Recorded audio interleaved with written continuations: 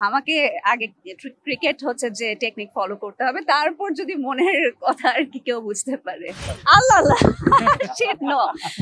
আমি চিটাগাং এর, ঠিক আছে, বাট হচ্ছে এখন যদি আমি এভাবে বলি মানুষ আর কি ট্রল হয়ে যেতে পারে জিনিসটা। তোমার ভাষা প্রস্তুতি ভালো ছিল, বাট সময়টা হয়তো একটু আমার জন্য কম হয়ে গিয়েছে।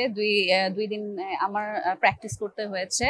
সো মানে যতটুকুই প্র্যাকটিস করেছি ইনশাআল্লাহ যেমনই হোক আশা করছি ভালো হবে আর কি। আমাদের প্র্যাকটিস ম্যাচ অ্যাকচুয়ালি আমরাই জিতেছি, দ্য নাইট রাইডার্স। সো আজকে হচ্ছে টেস্ট ম্যাচ, দেখা যাক। আমাদের টিম অ্যাকচুয়ালি ভেরি গুড। আমরা কালকে খেলা দেখে বুঝলাম যে মানে মেল ফিমেল অ্যাকচুয়ালি সবাই খুব ভালো করছে। সো আমাদের টিমও অ্যাকচুয়ালি বেশ ভালো টিম। তো দেখা যাক কে কতটুকু ভালো করে। না, ইনজুরি এখন পর্যন্ত হয়নি আলহামদুলিল্লাহ। কিন্তু হচ্ছে আমাদের তো এরকম এত মানে হার্ড ট্রেনিং হয়নি। আমরা 2 দিনে বা 3 দিনে যতটুকু শিখতে পেরেছি আর কি। কিন্তু মাঠের যে ব্যাপারটা, আমরা তো ইনডোরে প্র্যাকটিস করেছি, আর আউটডোরের ব্যাপারটা ডিফারেন্ট একদম। কালকে যখন আমরা প্র্যাকটিস ম্যাচ করেছি তখন বুঝেছি আমাদের হচ্ছে প্রোজ এন্ড কনস গুলো কোথায়, আমাদের আসলে কি কি ঠিক করতে হবে সেগুলো বোঝার পর আজকে আর কি নামবো। আর হচ্ছে দেখা যাক কয়টা 4 আর ছক্কা মারা যায়। না না না, আমাদের মানে টিম হিসেবে বেশ স্ট্রং। আমাদের হয়তো প্র্যাকটিস যদি আরো করতে পারতাম আরো ভালো করতাম, but I am very much hopeful. হ্যাঁ, অ্যাডজাস্ট করেছি। এই যে একদিন 2 দিন যে সময়টা মানে আমাদের ফ্রি ছিল সেভাবেই আমরা প্র্যাকটিস করেছি। আর প্র্যাকটিসের ক্ষেত্রে দেখা গেছে ক্রিকেট থেকে কিন্তু অনেক কিছু শেখার আছে। দেখা যায় আমরা ক্রিকেট হয়তো স্ক্রিনে যে আমরা দেখি অনেক হয়তো অনেক কিছু বলি যে কেন 4 মারছে না, কেন ছক্কা মারছে না, বাট মানে মাঠে গেলে বোঝা যায় সে প্রেশারটা কি, যে এত আসলে ইজি না।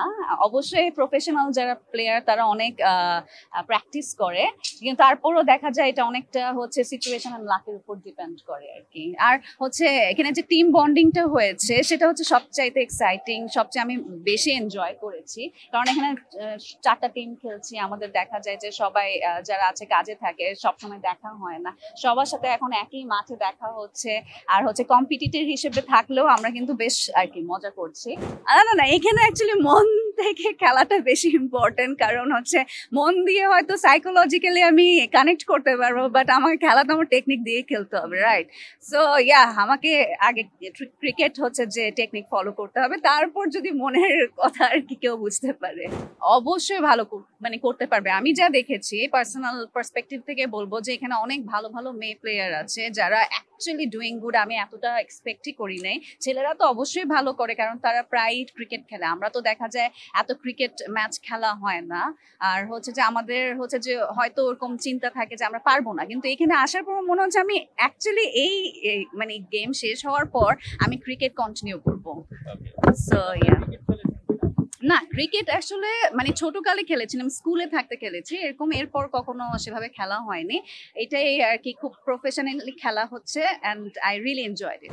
আল্লাহ আল্লাহ শিট, নো।